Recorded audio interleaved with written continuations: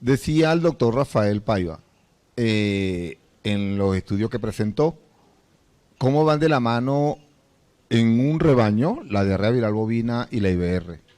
Y esto ha llevado a las empresas de las industrias farmacológicas, fabricantes de vacunas, entonces crear vacunas contra estas dos enfermedades en la misma vacuna y por eso las llaman vacunas reproductivas.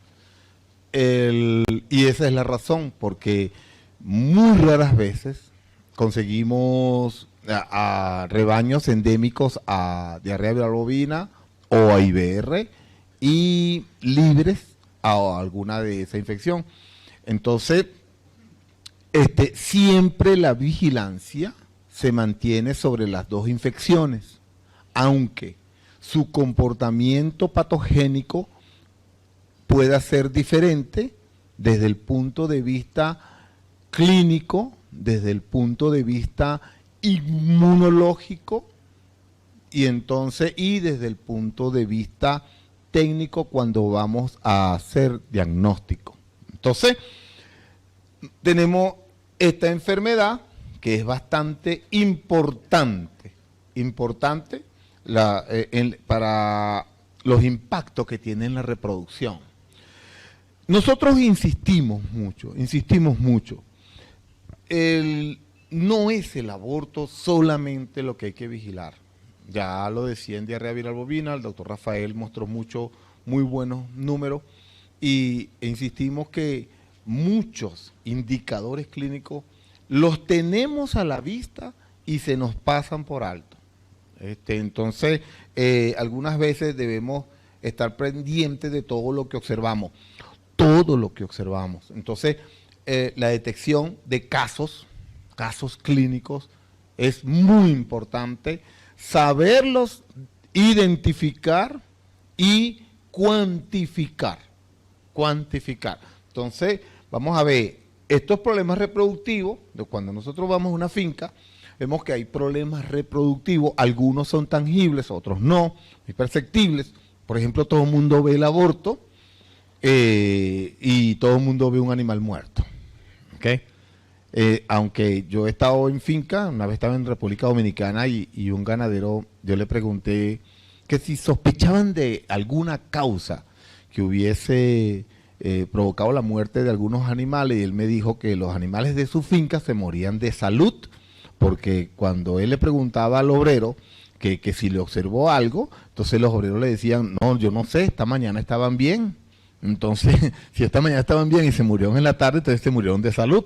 Entonces, muchas veces no detallamos algunos indicadores clínicos que son importantes para poder nosotros orientar alguna sospecha para el diagnóstico, ¿ok? Entonces, cuando vemos los problemas reproductivos, que son bastante complejos, entonces ellos tienen causas multifactoriales. Que nosotros debemos ir cuantificando. Como decía, por ejemplo, la ocurrencia de alteraciones en la reproducción se debe manejar primero como en forma de población. O sea, veamos los problemas reproductivos cómo están en el rebaño en general. ¿Okay? ¿Por qué? Porque como decimos que son multifactoriales, por ejemplo, mencionaba el doctor Rafael factores no infecciosos, por decir algo, el cobre, por ejemplo, mineral cobre, estimula la producción de progesterona, y la progesterona es la hormona que mantiene la preñez en las vacas. Entonces, un animal que tiene deficiencia de cobre, no va a producir progesterona y por supuesto se interrumpe la preñez. ¿Y por qué un animal cae en deficiencia de cobre? O porque no le damos minerales, o porque el animal está consumiendo a lo mejor un pasto en el agua, mucho molibdeno. La relación cobre-molibdeno es 1 de cobre, 4 de molibdeno. Entonces en animales que están consumiendo mucho molibdeno, los rumiantes producen una enzima en el rumen que se llama tetratiomolibdenato, que disminuye la absorción del cobre, induciendo a una hipocuprosis secundaria, y por esa razón el animal puede caer en una disminución de progesterona y de esa manera se interrumpe la preñez, entonces tenemos pérdidas gestacionales. Entonces, resulta que si nosotros vemos que hay un problema poblacional afectando la reproducción, entonces ahora vamos al individual para nosotros caracterizar bien cuáles los factores endémicos tipo infecciosos que tienen gran importancia y de impacto en este sistema, que es el que garantiza la reproducción. Cuando nosotros vemos problemas reproductivos, entonces vamos a ver que de la mayoría de las preñeces, casi el 4 a 6%, terminan en problemas de nacimientos muertos. De eso estamos hablando exactamente de un 9% que son infecciosos. Observen, 91% son factores no infecciosos. ¿Ve? ¿Y en qué gastamos mucho dinero? En vacunas, no sé qué, y tenemos muchos factores que son más comunes y muchos también de alto impacto. Sin embargo, no dejan de ser importantes nunca. 7 a 8% son anomalías congénitas y muchos mueren por asfixia neonatal. Entonces son vacas que son servidas con toros de mayor dimensiones y por esa razón no cabe. Yo presenté esta foto en la anterior, entonces una vida reproductiva de una hembra bovina o de una mujer también. Entonces tenemos que más o menos 300.000 ovocitos que se están produciendo en la vida, al año tiene 17 ovulaciones, la vaca, ¿ok? Tiene 17 ovulaciones, 15 años, 261 ovulaciones, más o menos si se preña todos los años serían 15 gestaciones. Entonces, si nosotros queremos saber cómo es el estatus, esto es en Venezuela, ¿ok? Entonces, esta vaca me sirvió de banco para palpar. Y esto va evolucionando. Decía el doctor Rafael la importancia de hacer el diagnóstico, entonces ya con otros tipos de tecnología. Yo tengo 36 años graduado y entonces tengo 64 años de edad. Y entonces vemos que ya no estoy para esto, me duele mucho el hombro, ¿no? Entonces, por estas cosas nosotros pasábamos y conseguíamos grandes problemas en el periparto. Este es el momento en que el ganadero y el médico veterinario son evaluados para ver su eficiencia, su efectividad y su eficacia en el rol que están realizando. El momento del periparto, 15 a 30 días antes del parto, 30 días a 60 días después del parto. Entonces, en estos momentos, cuando la vaca no es bien manejada, tenemos grandes problemas, no infecciosos, observen, anéstros, por muchas razones, hipocalcemia, tetania y por deficiencia de magnesio, hipofosfatemia, retención de la... Ahorita tenemos un grave problema en el mundo por los minerales que se suministran a los animales, porque no hay fósforo, producto de la guerra Rusia-Ucrania. Y entonces, si no tenemos fósforo, recuerden que el fósforo es el sol de la constelación de los minerales, ¿ok?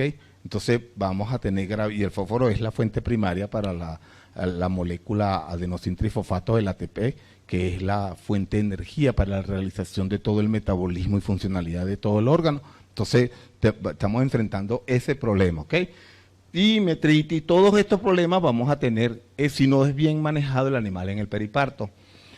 Cuando nosotros llegamos a la finca, ¿qué cosas debemos evaluar? Entonces, como en la preparación de la vaca hacia el parto, ¿okay? Que la vaca se va preparando, preparar a la vaca 5 minutos antes del parto, y el secado, importante, secar a la vaca para que la vaca tenga un buen estado de transición para ir hacia el parto, y luego que la vaca pare, yo no sé por qué no están apareciendo algunas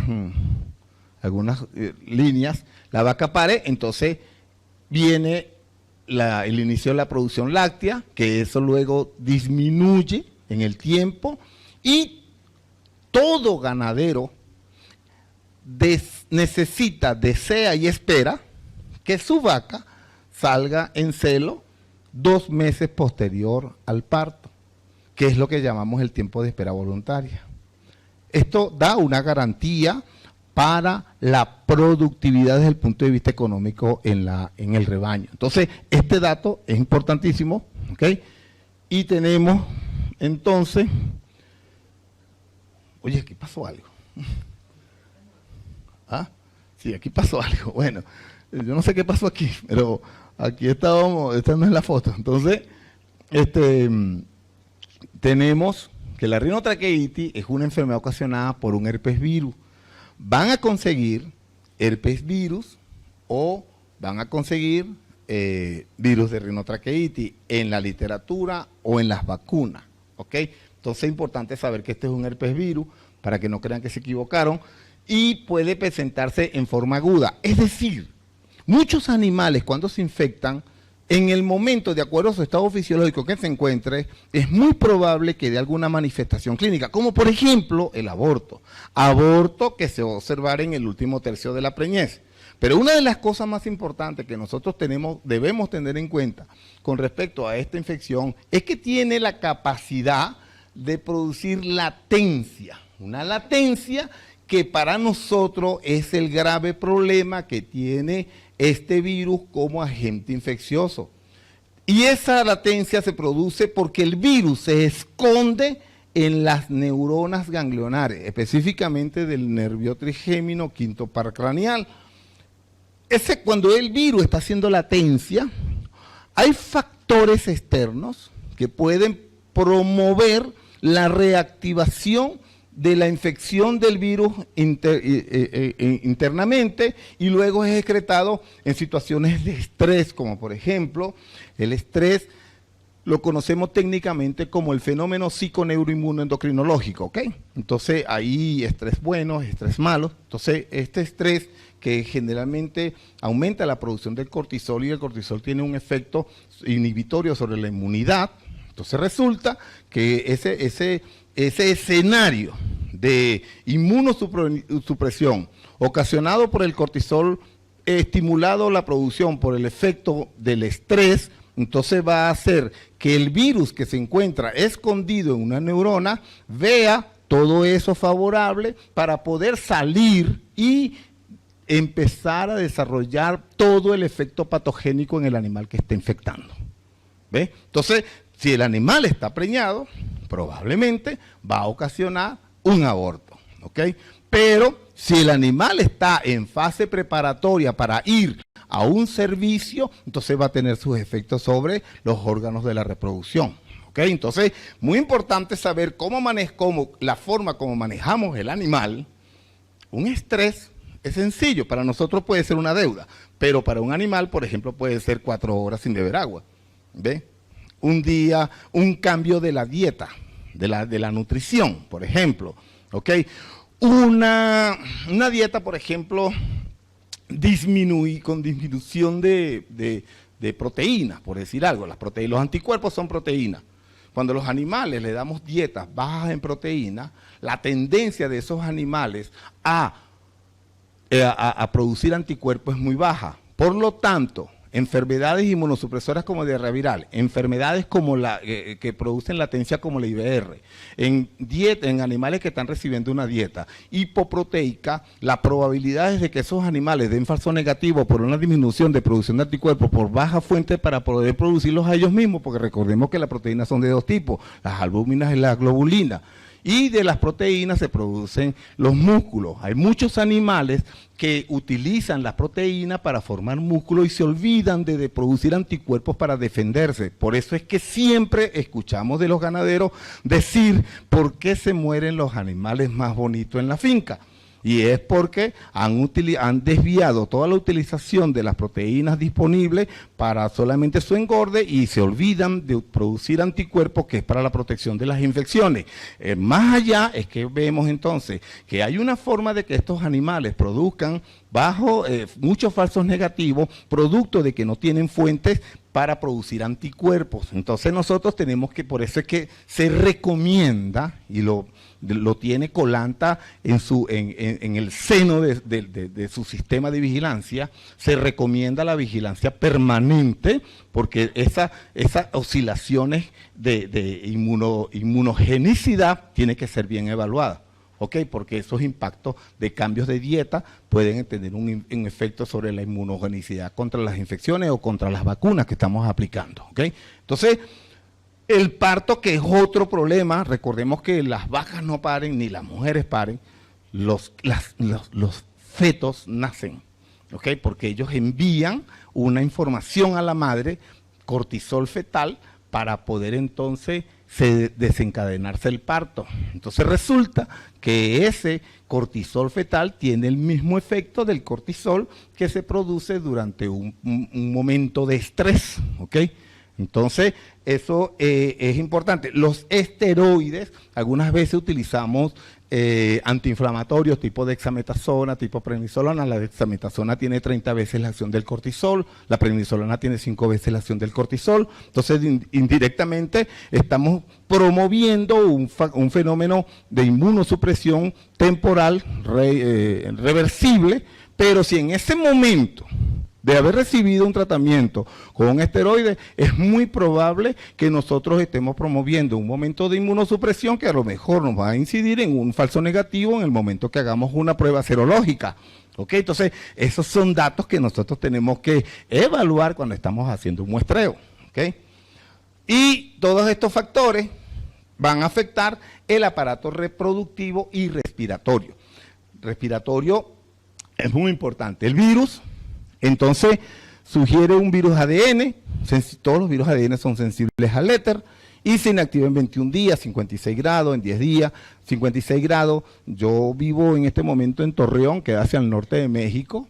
En este momento estamos en verano y la temperatura llega todos los días casi a 40 grados. Entonces, es fuerte, ¿no? Entonces, pero en invierno nos llega a veces a menos 5. Entonces, tenemos los dos extremos. Y eso, hay momentos que son favorables para los agentes infecciosos y ocasionar los problemas.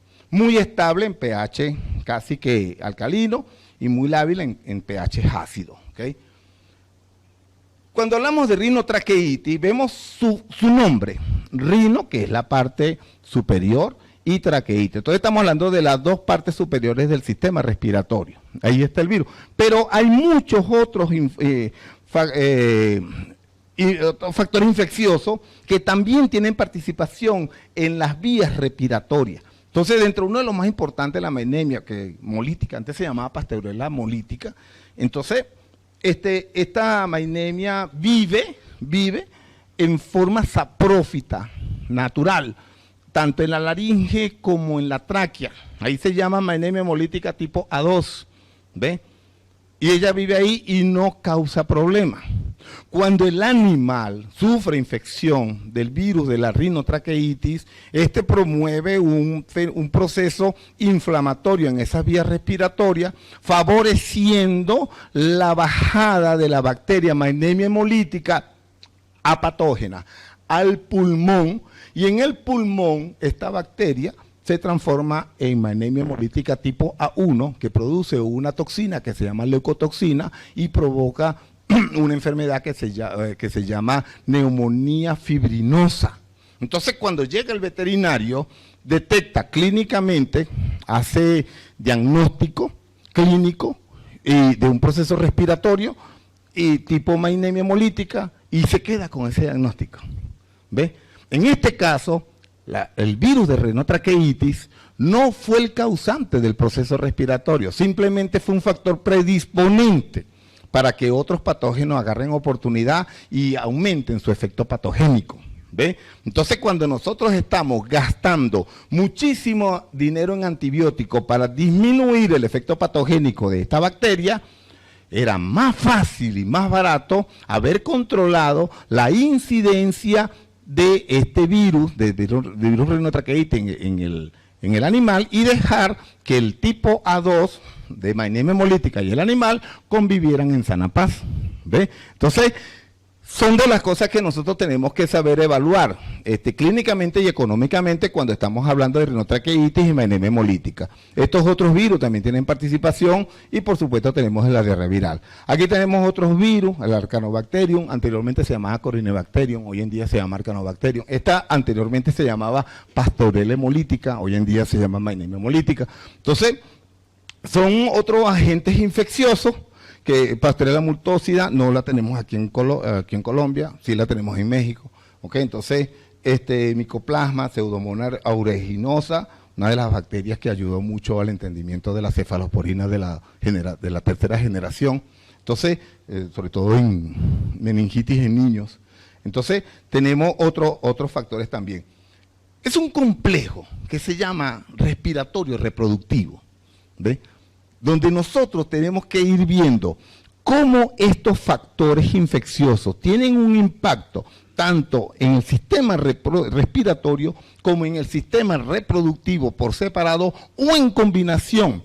Conseguimos animales con procesos de bronquitis, neumonías y problemas de infertilidad.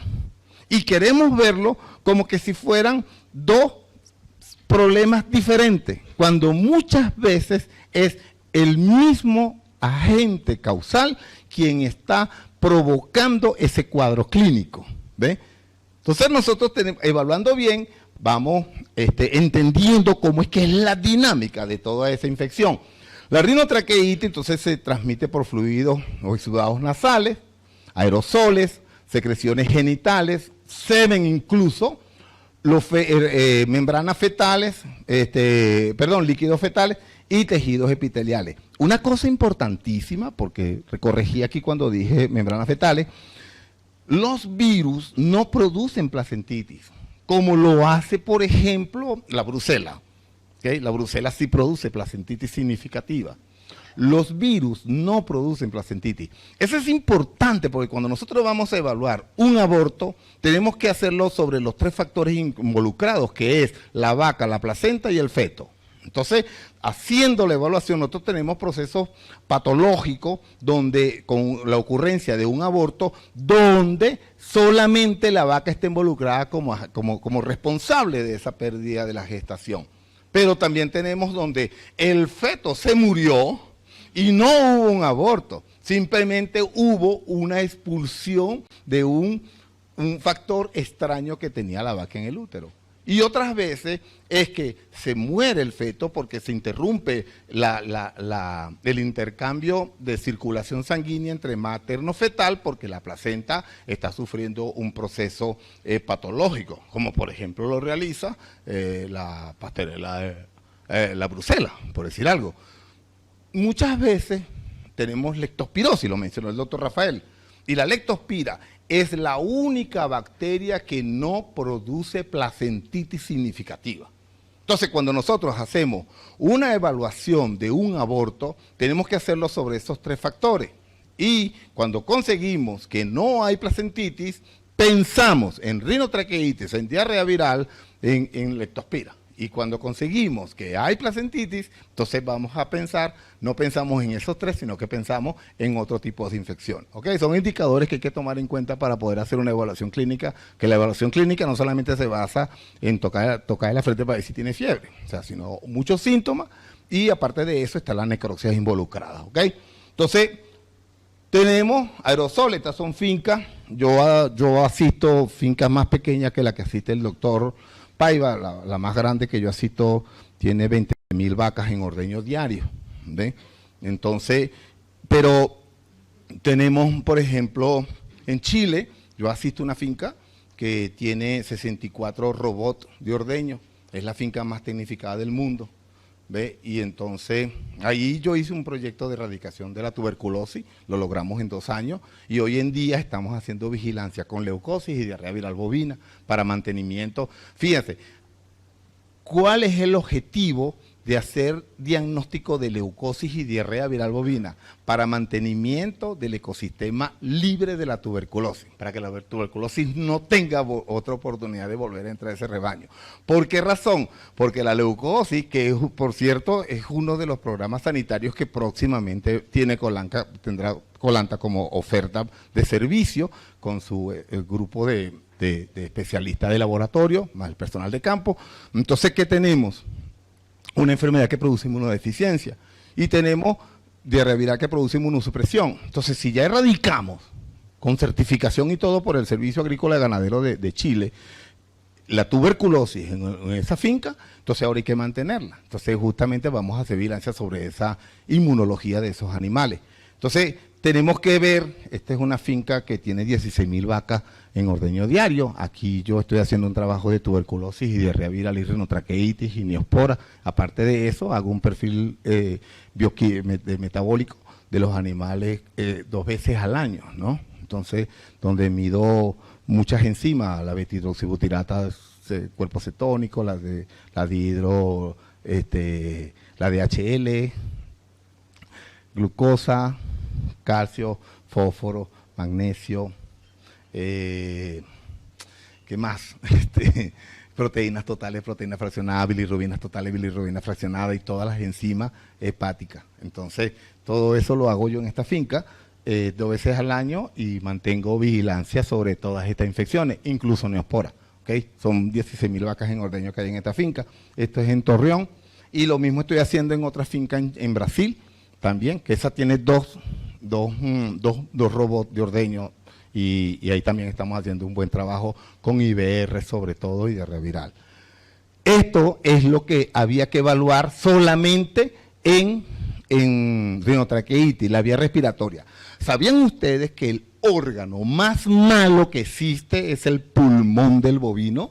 Porque primero es un órgano muy pequeño para oxigenar un cuerpo tan grande y de paso es un órgano que es lobulado, lo que dificulta el intercambio gaseoso, ¿ok? El aire no entra ni es, como digamos, muy fácilmente, su flujo no es muy fácil. Entonces, tiene dificultad y eso afecta mucho el intercambio gaseoso. Más allá, tenemos que las células responsables de la destrucción de los cuerpos extraños que entran al organismo, como por ejemplo los macrófagos, que son responsables de digerir estos agentes patógenos y procesarlos y luego presentarlos al sistema inmunológico. Estas células macrófagos en el pulmón del bovino tienen muy mala calidad. Por ejemplo, son bajas en lisosoma, lo que dificulta mucho el proceso fagocítico que ellas deben realizar, o sea, el proceso de destrucción de los agentes infecciosos que se ingiere. Por esa razón, es muy fácil que se instaure una infección en el pulmón debido a que hay muchos factores favorables para que cualquier agente infeccioso cobre gran escenarios rápidamente sobre el órgano. ¿Okay? Entonces, nosotros tenemos que vigilar muy bien este pulmón. Ahora, ¿cuántos litros de sangre se necesitan para producir 1 litro de leche? 300 litros de sangre, ¿ok? Y una vaca tiene no más de 8 litros de sangre en su cuerpo. ¿De dónde consigue esa sangre para producir? Por ejemplo, donde yo trabajo, en la zona que yo atiendo principalmente, que es Torreón, una vaca de 27 litros se mantiene en la finca. Cuando baja de 27 litros hay que venderla, ya no es productiva, ¿ok? O sea, el promedio es 27 litros, ¿ve? Entonces, una vaca de 26.5 litros hay que eliminarla porque no es productiva, ¿ok? Entonces resulta que un animal necesita mucho oxígeno para producir buena cantidad de sangre y eso va directamente proporcional a la producción de leche, ¿entiendes? Entonces resulta que cuando tenemos presencia de infecciones que afectan el sistema respiratorio, el primer producto que se afecta es la producción de leche. ¿Ve? Entonces, imagínense eliminar vacas por malos pulmones funcionando. Entonces, cuando nosotros vamos, esto fue en República Dominicana, cuando estamos trabajando, vamos a ver estas cosas. Yo entro a un rebaño y pongo a caminar los animales para ver, para escuchar quiénes tosen y quiénes estornudan. ¿Ok? Es un indicador muy importante. Entonces, luego vemos estornudo, tos, excreciones nasales, estertores o estridores, que son ruidos que se escuchan en la laringe y en la tráquea. Ojo, no se escuchan en la auscultación, no se escuchan en el pulmón. Entonces lo escuchamos en laringe y tráquea. Dificultad de la respiración. Entonces esa dificultad de la respiración, el virus se multiplica en la cavidad nasal.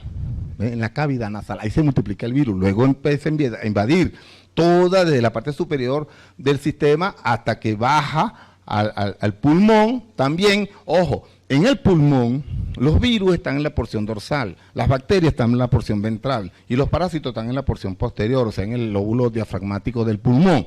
¿Ok? Entonces, cuando estamos haciendo una evaluación semiológica del pulmón, tenemos que ir viendo cómo está. Por ejemplo, yo me puedo conseguir neumonías en las regiones ventrales, en los lóbulos apicales cardíacos, y a lo mejor consigo arriba bronquitis. ¿Ok?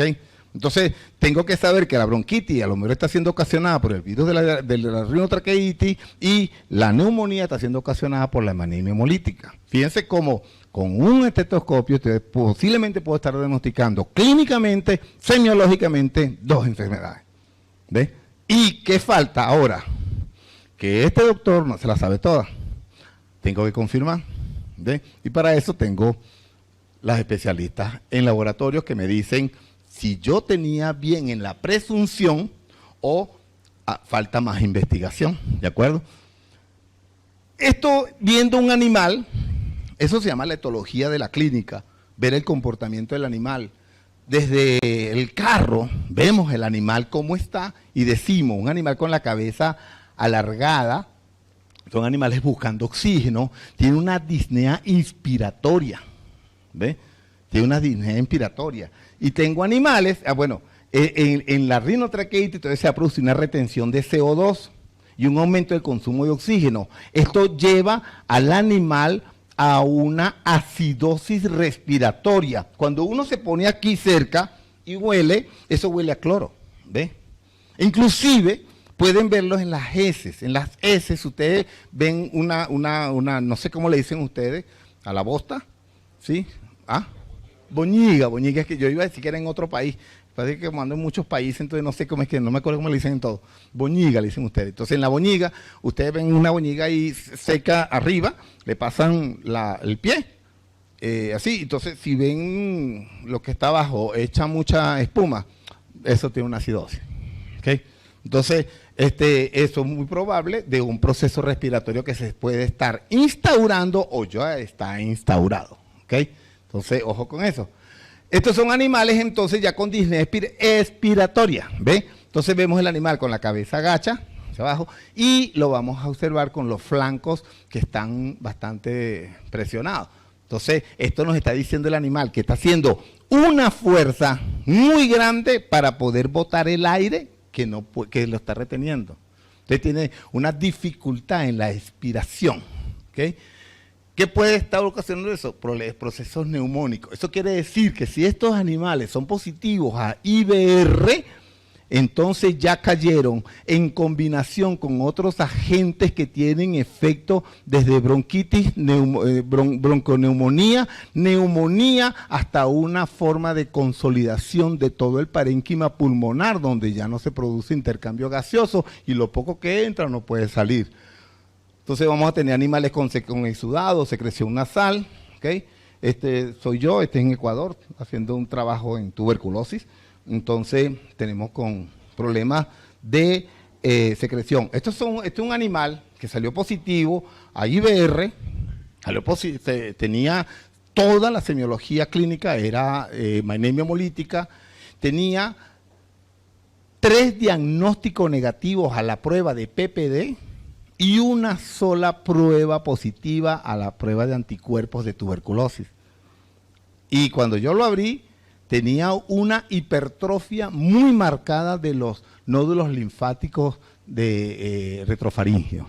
Entonces, todo esto hay que evaluarlo con todas esas enfermedades. Conseguimos, entonces, estas son necrosias hechas en Estados Unidos, desde enfisemas hasta fíjense, esta es la neumonía que yo le digo ventral, esta es la parte dorsal, observen aquí, esto es procesos virales, vean que hay un enfisema bastante marcado, y la neumonía es bacteriana, la bacteria es porque la bacteria por gravedad va hacia la zona ventral del pulmón, entonces esto es maenemia, esto es IBR, ¿ve? Y ya como decía yo, cuando hay procesos de disnea expiratoria, entonces ya es que el pulmón está bastante degenerado, ¿ok? Aquí estoy observando, esta foto es vieja, se me ven menos las arrugas y usaba lentes, ¿ok? Entonces, yo usaba lentes, hoy en día uso los lentes intraoculares, ¿ok? Entonces, sí, era una molestia porque muchas veces hubo animales que cuando estaba evaluando, haciendo examen ocular, había el riesgo de que me dieran con la cabeza y me partieran los lentes en la cara, entonces por eso me puse lentes oculares. Entonces, aquí estoy observando esta uveitis, ¿ves? Una opacidad que se da en la córnea, ¿ok? Entonces, estamos viendo eso y en esta finca sucedió algo muy interesante. Yo fui a la finca y resulta que ella es muy agradable, pero de repente cuando yo empiezo a sacar eso ya me cae mal. Entonces,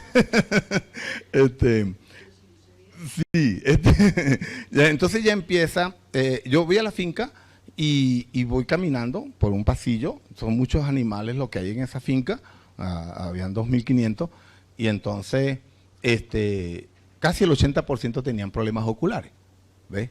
Casi el 80% tenían problemas oculares. Entonces ellos pensaban que era Moraxella bovis. Y yo le digo, pero la Moraxella bovis, que produce una enfermedad que se llama queratoconjuntivitis, la transmite la mosca. Y en el recorrido no vimos una mosca. ¿Ve? O sea que no había quien transmitiera eso para que hubiese una incidencia tan alta de queratoconjuntivitis. ¿Ve? Entonces, todavía no he hecho resultados, no tengo resultados, pero recomendé hacer pruebas de IBR, porque la IBR produce queratoconjuntivitis, queratitis, que es esto, una uveitis, que es una queratitis, y la conjuntivitis también, con la diferencia de que la queratoconjuntivitis es de adentro hacia afuera y de afuera hacia adentro, y la rinotraqueitis es de adentro hacia afuera. ¿Ok? Entonces hay que saber determinar esos factores. Esta es otra lesión grave de la rinotraqueitis. Entonces produce, como se aloja en el quinto par craneal del cerebro, entonces produce aquí. Oye, aquí sí se vio. Bien, entonces. Ok. Entonces, esto lo observamos nosotros. Mira, ¿y qué pasó? No, el animal pataleaba por teléfono, ¿no? Porque casi nunca quieren pagarme. Entonces quieren que los diagnósticos los haga por teléfono. Doctor, mire, los animales mueven las patas así para allá, está recién nacido y cosas de esas. Fue este animal que nació con una encefalomielitis provocada por un virus de rinotraqueitis afectando el sistema nervioso, y hay estos problemas de estos animales con síndrome neurológico. ¿Ves? Entonces, esto vamos viéndolo. Esto fue en otra finca también, una finca de 5.000 vacas. Vi muchas vacas con este síndrome del nervio trigémino, ¿okay? Una parálisis facial. No la vayan a confundir con la enfermedad que tiene Justin Bieber, ¿ok? Entonces, esa es otra, ¿ok? Entonces, Justin Bieber tiene otra enfermedad, ¿ok? Entonces fíjense ustedes la línea media de la cara y cómo está desviado el morro hacia el lado, en este caso el lado derecho de la vaca, ¿ven? Esto es una parálisis facial. El virus se aloja en el ganglio del quinto par craneal nervio trigémino, nervio mixto, que está en el techo del cuarto ventrículo del cerebro. ¿Okay? Entonces el virus, por efecto, como mencioné, por un efecto psiconeuroinmunoendocrinológico o estrés, ¿se lo aprendieron? Entonces el estrés, entonces por ese efecto el virus, el animal cae en inmunosupresión, el virus está en latencia, el virus sale, entonces hay una rama facial, entonces que va a provocar la parálisis, ¿ok? Entonces, esto muchas veces no es evaluado, no es valorado y ni asociado con una posible incidencia de rinotraqueitis. Entonces, aquí lo vemos bastante evidente en ese animal. Esto fue en Brasil, esta foto la tomó la doctora Andrea Carneiro, mi jefa, que vive en Brasil. Entonces, el animal tiene una uveitis también y tiene, fíjense, una ligera desviación, ¿ok?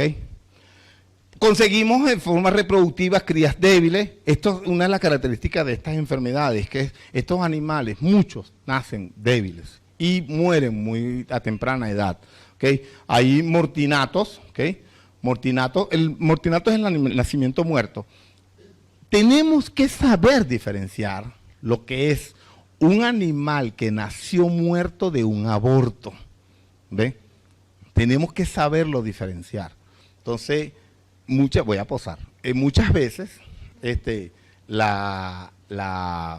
mortinato tiene diferencias, como por ejemplo, es un animal más edematoso que un animal abortado. ¿Ok? Entonces, ojo con eso, ¿de acuerdo? Para saber cuál posible causa pudo haber sido. Retención de placenta sin placentitis, ¿ok? Sin placentitis.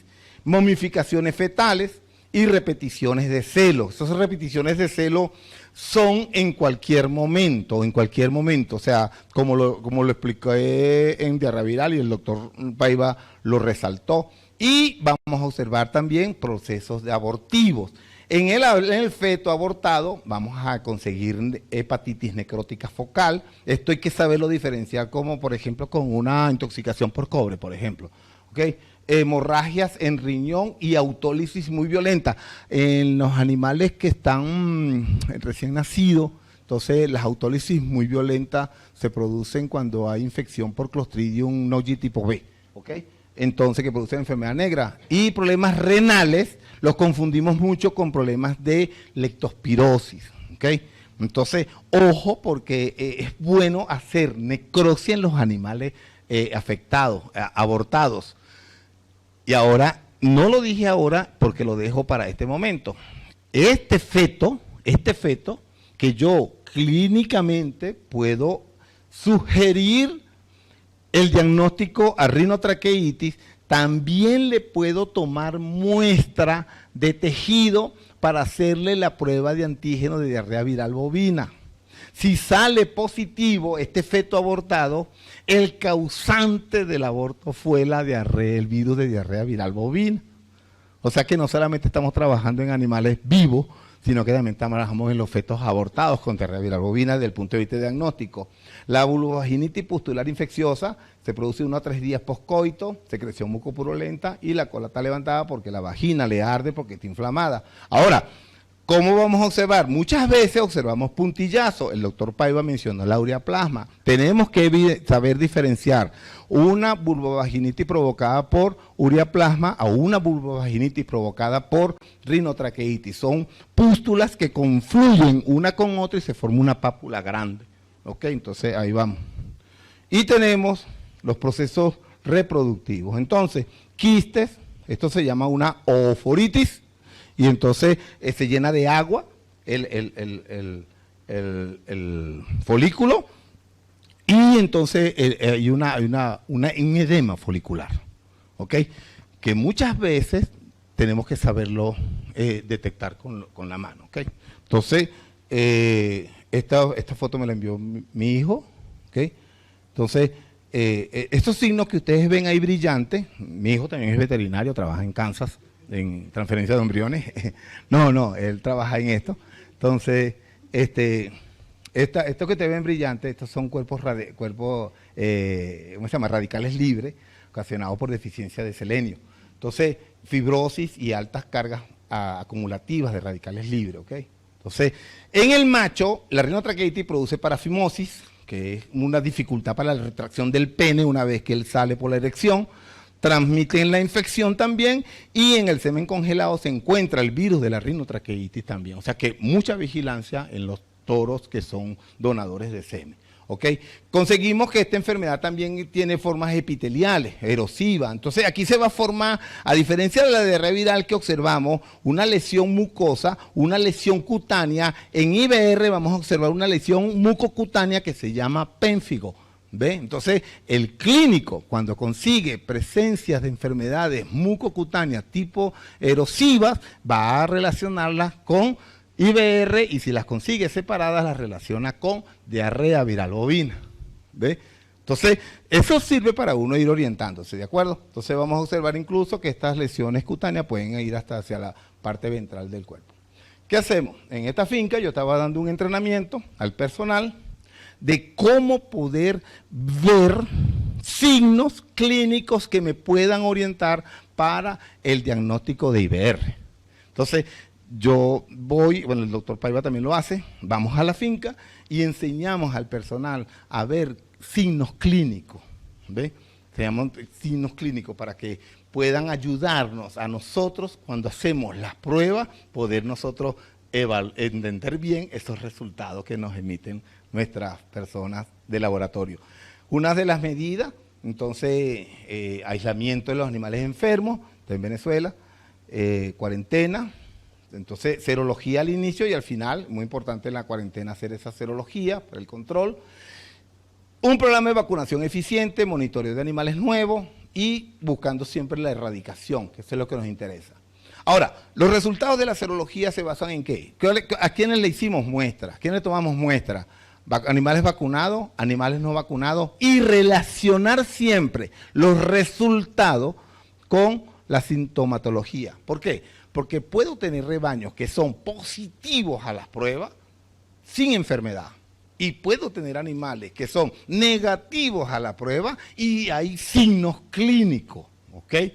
Entonces son esos animales que en el primer muestreo, en un rebaño donde hay signos y síntomas clásicos de la enfermedad, en un primer muestreo salen negativos, pero con una titulación de anticuerpos que indica que pareciera que el animal está en un proceso inmunogénico en ascenso y que en un segundo muestreo sugerido, a lo mejor esta seroconversión llega a una concentración de anticuerpos suficientes y necesarios para que la prueba ahora lo pueda detectar y declararlo como infectado positivo. ¿Ve? Entonces por eso es que nosotros insistimos mucho en que las pruebas no es una prueba. Y no es la prueba. Mire, la peor muestra que puede tomar una persona para evidenciar la presencia de estas infecciones son en los animales recién paridos o recién abortados. Ya yo dije que un animal en el parto puede estar inmunosuprimido por el cortisol fetal.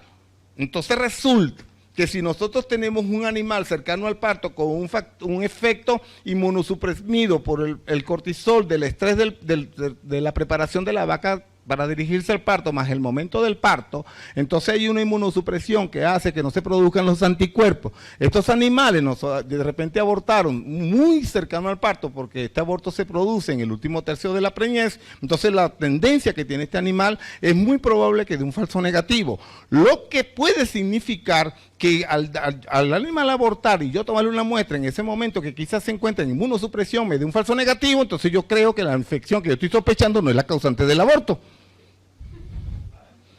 ¿Ve? Por eso es que la vigilancia tiene que ser sistemática en el tiempo y el espacio. ¿Ve? Estos no son estudios de un momento en particular, por una situación clínica que está ocurriendo. ¿Ok? Entonces, el muestreo tenemos que averiguarlo. ¿Hay animales enfermos? No necesariamente solo el aborto. Ya mencioné muchos signos. Yo he ido a fincas donde veo en unos animales uveitis, en otros animales problemas de piel, en otros animales aborto, en otros animales, y entre todos hago un cuadro clínico. ¿Ve? Entonces, y lo confirmo, siempre confirmo. Clínico patológico, porque hago necropsia. Un animal muerto habla mucho más que un animal vivo. ¿Okay? Siempre es importante hacer necropsia si fuese posible. Y la serología, entonces con leche o cero, que es lo que trabaja, la matriz que trabaja Colanta. Entonces, nuestros kits detecta anticuerpo antiglicoproteína B. Las vacunas contienen glicoproteína B y glicoproteína E. Entonces, esto es así, o sea, esto es el genoma del virus, ¿ok? Entonces, nosotros andamos buscando anticuerpos contra esta proteína, pero el virus tiene también esta otra proteína. Nuestras vacunas tienen estas dos. En Europa, las vacunas contienen solamente esta glicoproteína y no tienen esta glicoproteína. Las vacunas de allá, las de nosotros tienen las dos. Entonces, ¿qué sucede? Cuando nosotros hacemos una prueba, entonces esto es un resultado positivo, que es lo que da. Entonces, ¿qué pasa? Este es un animal infectado, una vaca infectada. El virus tiene tanto la glicoproteína B como la glicoproteína E, tiene las dos. Por lo tanto, la vaca va a producir los dos anticuerpos, ¿ok? La vacuna tradicional, que es la que usamos aquí en Latinoamérica, en América, tiene los dos tipos de antígenos, por lo tanto ella produce los dos mismos anticuerpos como que si estuviese infectado, ¿ok? Entonces resulta que la prueba que nosotros tenemos no nos sirve para diferenciar un animal vacunado de un animal infectado. No, a nosotros no nos sirve. la prueba aquí para eso, ¿no? En Europa sí, porque en Europa no tiene la glicoproteína E, solamente tiene la glicoproteína B, por lo tanto, cuando el animal se vacuna, debería producir solo el anticuerpo contra la glicoproteína B, lo que significa que si encontramos un animal vacunado con este tipo de vacuna y conseguimos anticuerpos contra la glicoproteína E, ese animal está infectado, a pesar de haber sido vacunado. No quiere decir que está enfermo, simplemente dice que tiene contacto con el virus actualmente, ¿ok? Entonces, el control está, la latencia, ya lo dijimos, lo más importante que tiene, la reaparición de la enfermedad, porque el virus sale y se hace patógeno, ¿ves? Y qué tanto es efectivo el programa sanitario que están llevando a cabo.